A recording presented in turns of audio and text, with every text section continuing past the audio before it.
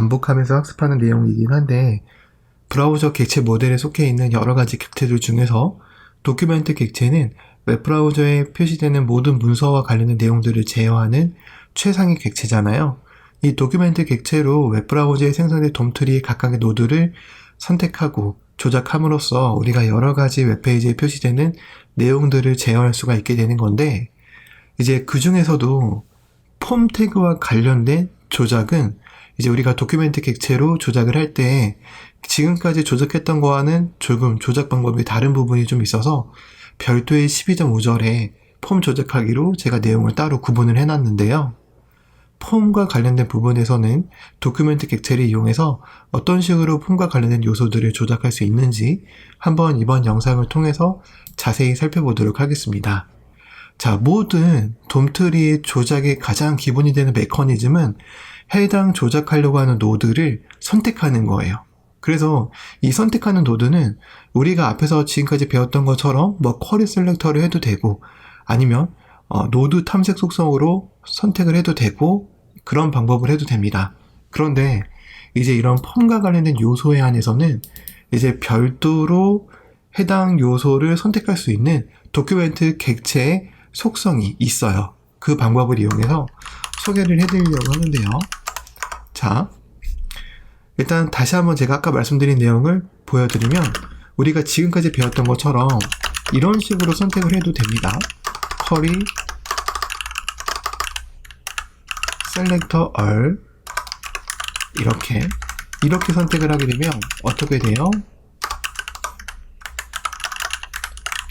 보시는 것처럼 해당 예제 코드를 실행해 봤을 때 노드 리스트 객체 형태로 유사 배열로 이렇게 3개의 폼 요소가 찾아지는 걸 확인해 보실 수가 있죠. 우리가 지금까지 배운 이러한 방법으로 폼과 관련된 요소를 찾아도 되는데, 이거 말고 이제 도큐멘트 객체에서 지원하는 속성 중에서 폼 요소에 한정적으로 한 번에 선택할 수 있게 하는 그러한 방법이 있어서 그러한 것들을 소개해 드리려고 하는 건데요. 그 방법이 뭐냐면 바로 폼스라는 속성을 사용하는 겁니다. 이 폼스라는 속성을 사용하게 되면 도큐멘트 객체의 하위에 연결되어져 있는 노드들 중에서 폼 요소 노드만 전부 다 찾아서 반환을 해주게 되는데요. 이렇게 코드를 실행을 해보면 HTML 컬렉션 객체로 이렇게 3개의 폼 요소 노드를 찾아서 반환을 해준 걸 확인해 보실 수가 있습니다.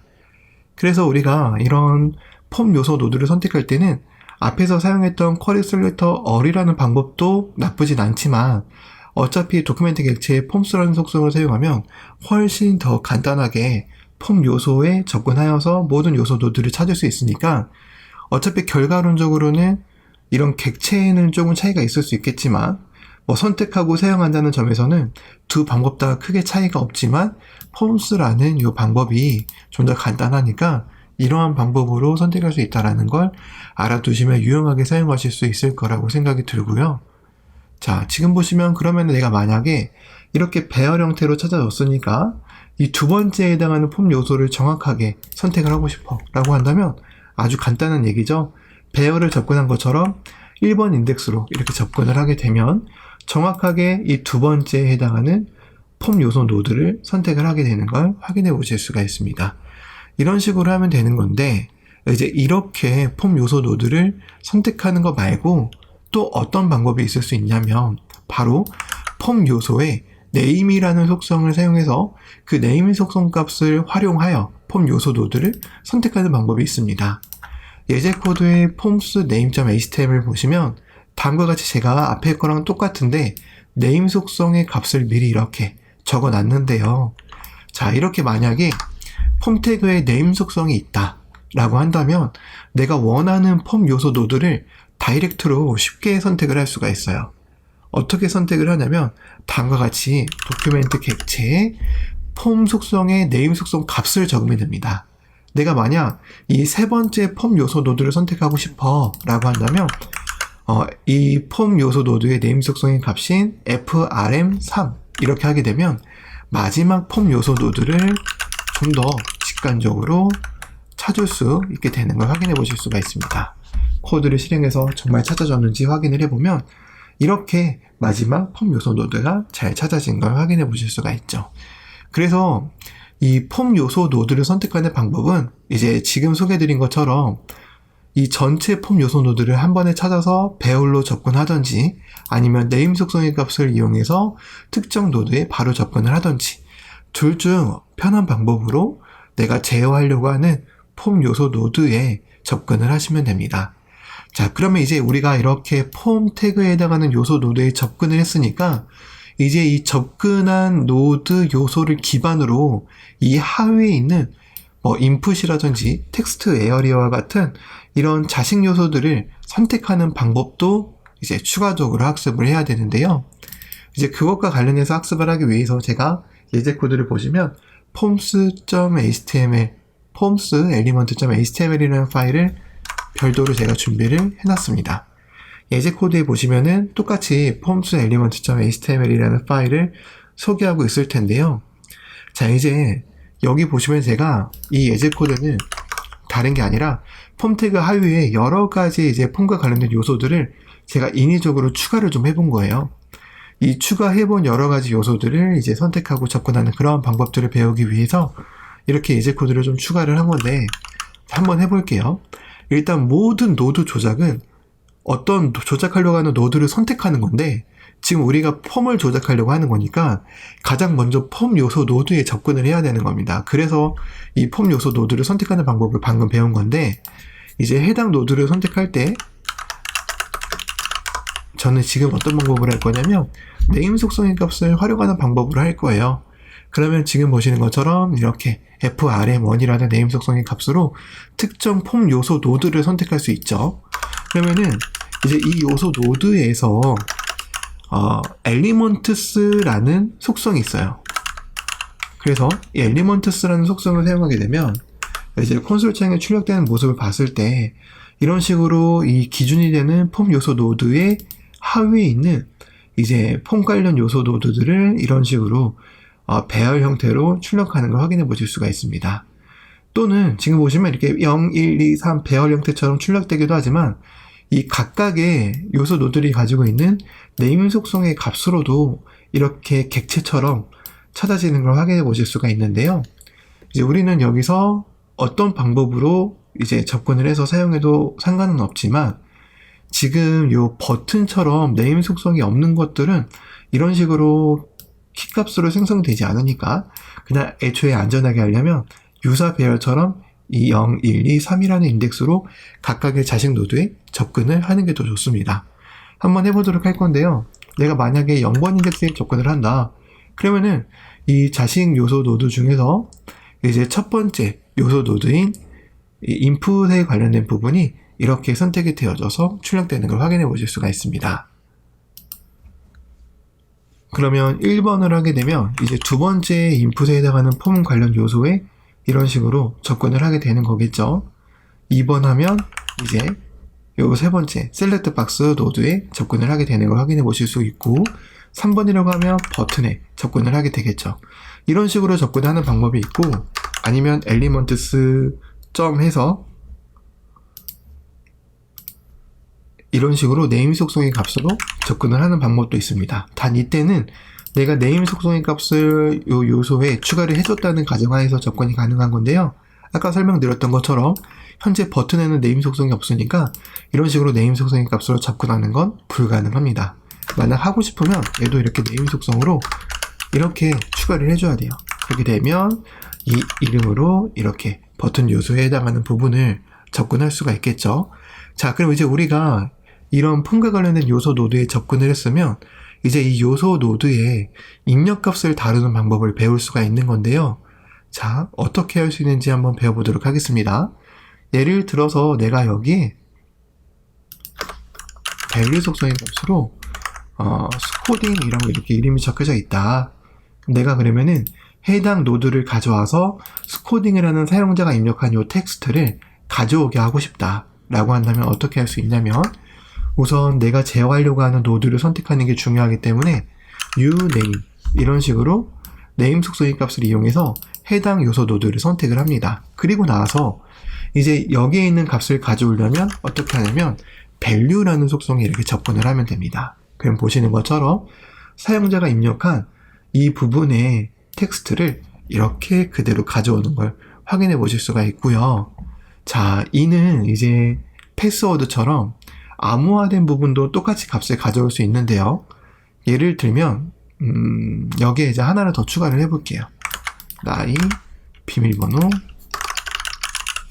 그리고 얘를 패스워드 타입, 그리고 얘를 PW 이렇게 바꿀게요. 자, 그럼 여기 패스워드가 있잖아요. 비밀번호는 보통 이렇게 암호화가 되지만 사실 이렇게 암호화된 것도 가져올 수 있거든요. 어떻게 가져오냐면 도큐멘트 객체에 frm1에 pw라는 네임 속성의 값을 줬잖아요. 그래서 pw에 value를 하게 되면 이런 식으로 사용자 웹브라우저에서는 암호화된 것처럼 보이지만 자바스크립트로 해당 요소의 값을 가져오면 암호화되어져 있지 않은 순수한 문자열을 이렇게 가져올 수 있는 걸 확인해 보실 수가 있습니다. 그래서 여러분들이 절대로 웹브라우저에서 이렇게 암호화 처리가 되어져 있다라고 방심을 하시면 안 돼요. 나는 이렇게 암호화 처리 되어져 있으니까 그냥 이렇게 입력하고 잠깐 자리를 비우잖아요. 그러면 자바스크립트를 알고 있는 또 다른 누군가가 이런 식으로 값을 가져와서 얘가 입력하려고 했던 게 이런 거였구나 라는 걸 알 수가 있으니까요. 주의를 해야겠죠. 또는 이렇게 개발자 도구에서 얘를 텍스트로 바꾸기만 하면 입력한 이 비밀번호가 보이기 때문에 이 웹브라우저에서 얘가 이렇게 암호화가 되어져서 보여진다라고 하더라도 절대 안심하면 안 된다는 것도 추가적으로 이제 알아두시면 될 것 같습니다. 자, 그럼 지금 우리가 이렇게 뭐 아이디라든지 패스워드처럼 한 줄짜리 입력 요소만 제어하는 방법을 살펴봤는데, 자, 만약에 텍스트 에어리어처럼 여러 줄 요소면 어떻게 될까요? 자, 한번 해볼게요. 텍스트 에어리어 태그를 하나 추가를 하고 내가 여기에 입력한 거를 제어를 하려고 해. 얘도 마찬가지로 제어하려고 하는 요소 노드를 선택을 하는 거예요. frm1이라는 이름의 폼 요소 노드 하위에 있는 네임 속성인 값이 txt 에어리어인 텍스트 노드에 접근을 해서 밸류 속성에 이렇게 접근을 하는 겁니다. 그러면 얘도 마찬가지로 한 줄짜리 입력 요소처럼 여러 줄 입력 요소도 밸류라는 속성을 접근하면 가져올 수 있는 걸 확인해 보실 수가 있어요. 그리고 이런 각각의 방법들은 가져오는 것뿐만 아니라 이제 대입 연산자로 할당을 하게 되면 기존의 값을 바꿀 수도 있어요. 지금 보시는 것처럼 바뀐 걸 확인해 보실 수가 있죠. 한 줄짜리 입력 요소도 마찬가지예요. uname을 변경, 이거 밸류 속성을 빼먹었죠? 이렇게 하게 되면 여기가 이렇게 변경되는 걸 확인해 보실 수가 있습니다. 이 속성, 밸류 속성을 참조하면 기존에 입력된 값을 가져오지만 대입 연산자로 할당을 하며 새로운 값으로 세팅을 할 수 있다는 것도 같이 기억을 해두시면 좋을 것 같아요. 자, 그리고 이제 우리가 다룰 만한 입력 요소 중에서도 또 뭐가 있냐면 체크박스도 있습니다. 체크박스 같은 경우는 예제 코드에 제가 체크박스.html로 미리 코드를 준비를 해놨는데요.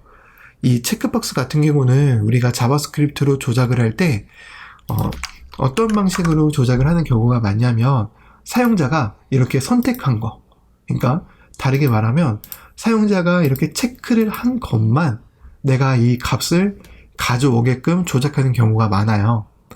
그래서 이렇게 체크가 되어져 있는 건 어떻게 가져올 수 있는지를 한번 확인을 해보도록 할 건데요.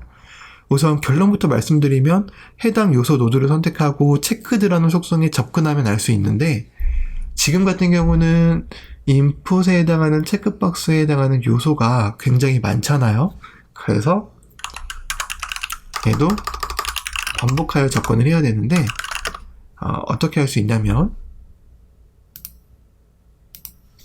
간단하게 도큐멘트 쿼리 셀렉터 얼로 선택을 할게요. 자, 더 정확하게 하려면 타입이 체크박스인 거 이렇게 하게 되면 결국 얘가 다 찾아지긴 할 거예요. 보시면 이런 식으로 노드 리스트 객체로 다 찾아줬잖아요. 그럼 얘를 반복하여 접근하는 거예요.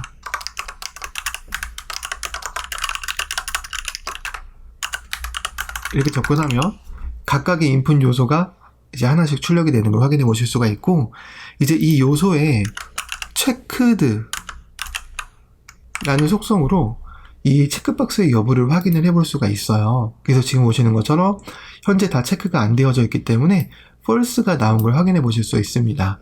자, 그러면 제가 인위적으로 이 체크박스가 체크가 되도록 한번 해볼게요. 체크드라는 속성을 주게 되면 기본적으로 체크가 되거든요. 그래서 두 번째와 네 번째를 체크드로 기본 체크가 되어져 있는 상태로 바꾼 다음에 다시 한번 확인을 해보면 false 그리고 체크가 되어져 있으니까 true 그 다음에 false, true처럼 이런 식으로 true가 체크가 되어져 있는 것들은 체크드 속성에 의해서 이제 이런 true라는 논리형 데이터가 반환되는 걸 확인해 보실 수가 있습니다. 그럼 이제 우리가 체크가 되어져 있는 값만 가져오고 싶다. 어떻게 하면 돼요? el.checked가 참이면 이때의 value 속성에 접근을 해서 가져와라 라고 이렇게 하게 되면 코드를 저장해 봤을 때 이렇게 체크가 되어져 있는 바나나와 오렌지라는 value 속성의 값을 가져오게 되는 걸 확인해 보실 수가 있습니다. 자, 여러분들이 이런 체크박스와 같은 또는 뭐 라디오 버튼도 똑같아요. 그러한 것들을 사용할 때 사용자에게 디스플레이 되는 텍스트는 이 인풋 태그 다음이 오는 해당 텍스트가 디스플레이가 돼요. 근데 사실적으로 내가 이 체크박스를 선택했을 때 가져올 수 있는 값은 value 속성에 적혀져 있는 값을 가져옵니다. 그래서 내가 만약에 바나나를 선택을 했는데 바나나라는 한글 텍스트를 가져오고 싶다라고 한다면 value 속성의 값을 바나나라고 이렇게 바꿔주면 돼요. 그래서 내가 이 체크박스를 체크한 부분은 결국 체크박스의 value 속성으로 설정되어져 있는 값을 가져올 수 있다는 걸 오해 없이 잘 기억을 해 놓으셔야 됩니다. 그리고 얘도 마찬가지로 이 체크들을 대입연산자를 이용해서 할당을 하게 되면 이 기본 체크박스 여부도 제어할 수 있어요. 내가 만약에 모든 체크박스를 true로 설정을 한다. 보시는 것처럼 모든 체크박스가 다 체크가 되어져 있는 상태로 보이는 걸 확인해 보실 수가 있습니다. 자, 라디오 버튼도 사실 체크박스와 비슷해요. 근데 한번 확인을 해볼게요. 지금 라디오 버튼으로 작성된 radio.html 예제 코드를 보시면 라디오 버튼도 결국 이렇게 체크가 되어져 있는 것만 가져오는 경우가 많습니다. 그래서 이거와 같은 경우도 그냥 똑같이 하면 돼요. 체크박스를 가져왔을 때처럼 라디오로 수정만 해주고 변수 이름은 수정해줄 필요가 없네요. 그래서 이렇게 내가 if el checked가 checkked checked가 true인 거를 value 속성에 접근해서 가져오게 되면 개발자 도구를 열었을 때 이때 이제 우리가 이제 이 라디오 버튼 같은 경우는 기본적으로 선택되게 하려면 똑같이 체크드라는 걸로 선택되게 할 수 있어요. 그래서 다른 페이지 잠깐 닫을게요. 자, 이렇게 바나나가 체크가 되어져 있다. 그러면은 체크박스를 가져오듯이 똑같이 바나나가 이렇게 가져와지는 걸 확인해 보실 수가 있습니다. 만약 그러면은 여기에 이렇게 아까처럼 checkked 하게 되면 어떻게 될까요? 이 라디오 버튼 특성상 네임 속성이 같은 라디오 버튼은 무조건 하나밖에 선택이 안 되거든요. 그래서 내가 만약에 이렇게 모든 라디오 버튼을 반복하면서 체크들을 true로 했다. 그러면은 이제 우리 눈에는 최종적으로 이 멜론에 체크가 되어져 있는 상태로 보이는데 실제적으로 어떻게 동작을 한 거냐면 얘가 체크됐다가 마지막에 얘가 체크돼서 우리 눈에 보여지는 겁니다. 체크박스와는 다르게 라디오 버튼은 무조건 하나만 체크가 되게 되는 원리에 의해서 이렇게 된다는 것도 참고적으로 기억을 해주시면 될 것 같습니다. 자, 그리고 나서 그 다음으로는 콤보 박스를 제어하는 걸 한번 살펴보도록 할 건데요. 콤보 박스라는 건 이제 HTML에서 셀렉트 태그로 만든 요소들을 콤보 박스라고 불러요. 그래서 지금 보시면 select.html이라는 예제 코드의 내용을 확인을 하였을 때 이런 식으로 셀렉트 박스가 추가되는 걸 확인해 보실 수 있고, 이런 셀렉트 박스를 결국 콤보 박스라고 하는 건데, 이 콤보 박스 또한 내가 자바스크립트로 값을 제어한다라는 얘기는 이 여러 가지의 콤보 박스의 값 중에서 내가 선택한 값을 가져오기 위해서 자바스크립트로 조작을 해야 되는 경우가 많습니다. 그래서 이 선택된 값을 어떤 식으로 가져올 수 있는지 한번 확인을 해보도록 할 건데요. 자, 셀렉트 박스 같은 경우는 내가 기본적으로 특정 콤보박스의 이 요소가 선택이 되게 하려면 이제 체크박스와 라디오 버튼은 체크드라는 속성을 사용했지만 셀렉트박스와 같은 콤보박스는 셀렉트드라는 속성을 사용해야 됩니다. 셀렉트드가 되어져 있으면 그 셀렉트드가 되어져 있는 요소가 선택되어져서 보여져요. 내가 예를 들어서 바나나를 하겠다. 그럼 이렇게 바나나가 기본적으로 선택이 되어져서 이제 출력이 되게 됩니다. 그럼 이제 우리는 어떻게 하면 되냐면 우리가 체크드라는 속성이 true였을 때 이제 그 값을 가져왔듯이 셀렉트 박스도 똑같아요. 셀렉트 박스도 selected라는 속성이 true인 걸 가져오면 되는 거예요. 자, 그럼 보여드리도록 할게요. 자,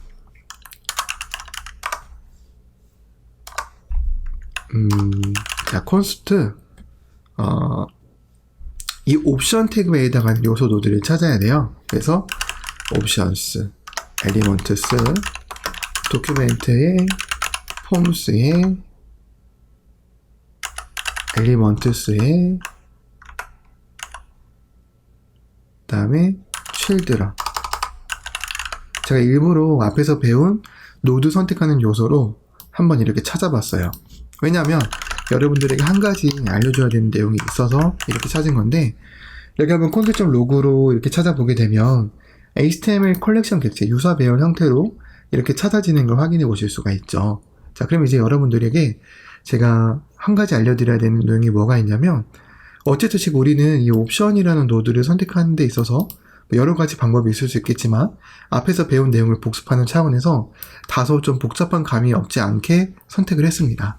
이렇게 선택하지 않을 거면 간단하게 이렇게 선택하는 방법도 있었어요. query selector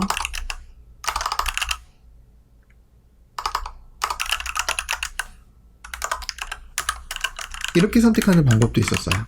그렇죠? 얘는 노드 리스트 객체 타입으로 반환이 되잖아요. 자, 근데 이제 여러분들에게 이 노드 리스트 객체와 그리고 이제 우리가 그냥 이렇게 찾았을 때 반환되는 HTML 컬렉션 객체의 차이점을 알려드리려고 해요.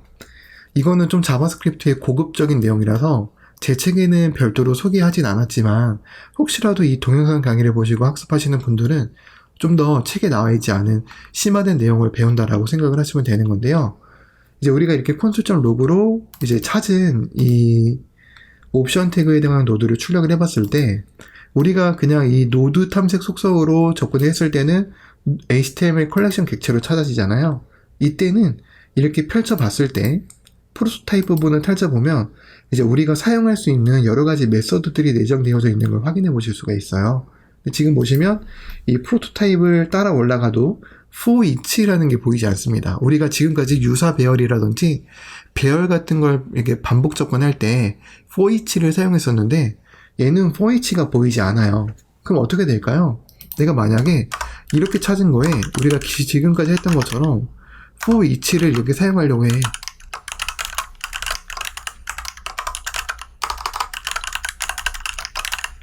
그러면 이렇게 바로 에러가 발생합니다. 왜? 여기에는 for each라는 메서드가 등록되지 않았거든요. 그래서 이렇게 노드 탐색 속성으로 접근했을 때 반환되는 HTML 컬렉션 객체는 for each라는 걸 사용할 수 없어요. 자, 그러면 이제 query selector all로 찾아지는 노드 리스트는 어떨까요? 노드 리스트는 이렇게 프로토타입을 펼쳐보면 for each가 이렇게 있는 걸 확인해 보실 수 있습니다. 그럼 결국 query selector all이라는 메서드로 찾은 건 for each라는 메서드를 사용할 수 있다는 얘기가 되는 거예요. 그래서 이때 for each를 사용하면 이렇게 각각 찾아지는 걸 확인해 보실 수가 있죠. 이게 바로 이제 HTML 컬렉션과 노드 리스트 객체 타입으로 찾아지는 것에 대한 차이인데, 그러면은 이렇게 HTML 컬렉션 객체일 때 for each라는 메서드가 없다라고 해서 for each를 못 쓸까요? 라고 한다면 아니에요. 쓸 수 있어요. 이건 고급적인 내용이라서 책에 적지 않았지만 이렇게 하면 됩니다. array라는 표준 내장 객체에 프로토타입에 등록되어져 있는 for each라는 메서드를 대신 호출하는 거예요.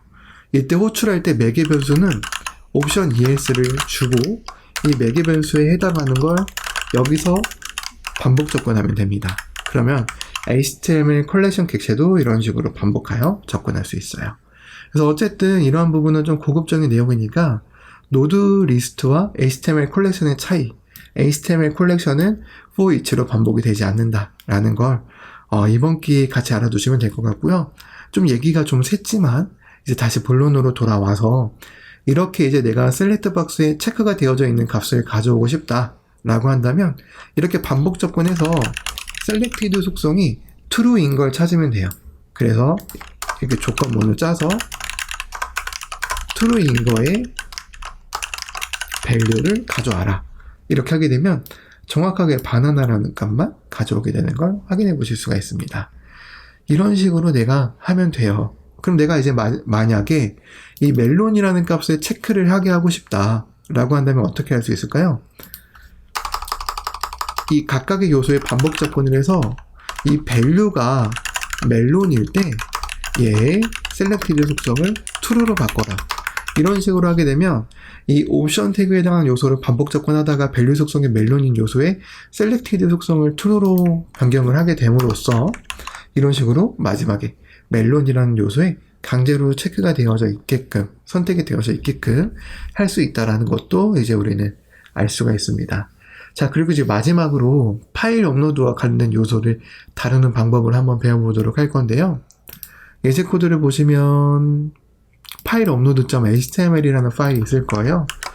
이제 이렇게 HTML 파일을 열어보면 사용자의 파일을 첨부할 수 있는 파일 입력 요소가 이렇게 추가된 걸 확인해 보실 수가 있는데요. 이렇게 파일을 선택을 해보면 이렇게 파일이 첨부가 되잖아요. 이 첨부된 파일에 대한 정보를 자바스크립트로 어떻게 가져올 수 있느냐. 자, 일단 모든 핵심은 내가 제어하려고 하는 노드에 접근하는 게 핵심이에요. 얘는 그러면 뭐 어떻게 접근할 수 있을까요? 도큐멘트 객체에 frm.upload 이런 식으로 접근할 수 있겠죠. 네임 속성의 값으로 접근할 수 있으니까. 그리고 이제 업로드된 파일의 핵심은 뭐냐면 파일스라는 속성에 접근하는 겁니다. 그러면 지금 보시는 것처럼 이렇게 내가 첨부한 파일에 대한 정보가 들어가져 있는 걸 확인해 보실 수가 있어요. 내가 지금 첨부한 파일의 이름은 2.jpg고 사이즈는 53,350kb이며 이미지스 jpg 타입이고 뭐 마지막으로 추가한 시간 이런 것들에 대한 정보가 이 파일 리스트라는 속성에 접근을 하면 전부 다 알 수가 있는 겁니다. 자, 그럼 내가 만약에 이 첨부한 파일, 여러분들이 앞으로 자바스크립트 코드를 짜다가 첨부 파일의 용량을 뭐 500메가로 제한합니다. 또는 첨부 파일의 이름에는 뭐 한글만 사용할 수 없습니다. 뭐 특수 문자는 사용할 수 없습니다. 와 같이 내가 이제 사용자가 입력한 이 파일 첨부에 대해서 제어를 하고 싶다라고 한다면 결국 내가 이 사용자가 어떤 이름으로 올렸는지 사이즈는 뭔지 알아야 되잖아요. 그럴 때 이 파일 리스트 속성으로 하게 되면 알 수 있다라는 얘기가 되는 거죠. 한번 해볼까요? 이 파일 리스트에 0번 인덱스에 접근을 하면 상세 정보가 나오죠. 여기에 name이라고 하면 내가 업로드한 파일 이름이 나오고 사이즈라고 하면 내가 업로드한 사이즈가 나오며 다음에 타입이라고 하면 내가 업로드한 파일의 타입, 뭐 이미지 파일인지 비디오 파일인지 뭐 이런 것들이 나오니까 우리는 이러한 것들을 이용해서 if 조건문으로 사용자에게 얼마만큼의 크기를 가진 건 업로드할 수 없습니다. 뭐 이름은 영문이나 숫자로만 구성되어져 있어야 됩니다. 같은 추가적인 조건 처리를 할 수 있게 되는 거예요. 그래서 이제 우리는 이런 식으로 파일과 관련된 요소를 제어할 때는 파일스라는 별도의 속성으로 제어를 해야 된다라는 걸 알려드리기 위해서 제가 따로 정리를 한 거고요. 자, 그리고 이것과 관련해서 이제 기타적으로 이제 우리가 알면 되는 건 뭐냐면 서브밋과 포커스라는 메서드가 있어요. 서브밋과 포커스. 이러한 부분은 이제 우리가 보통 이렇게 폼 요소를 사용하게 되면 마지막에 이런 식으로 서브밋이라고 하면서 전송 이렇게 해서 사용자가 입력한 값을 전송을 하잖아요. 근데 이제 이거를 사용자가 버튼을 눌러서 전송을 하게 하는 방법도 있고 아니면 뭐 자바스크립트를 이용해서 전송을 시키는 방법도 있습니다. 뭐 어떤 방법이나 상관없는데 내가 만약에 자바스크립트로 전송을 하게 하고 싶다면 해당 폼 요소를 선택한 다음에 서브밋이라는 메서드를 사용하면 돼요. 이렇게 되면 이 버튼을 눌렀을 때처럼 똑같이 전송이 됩니다.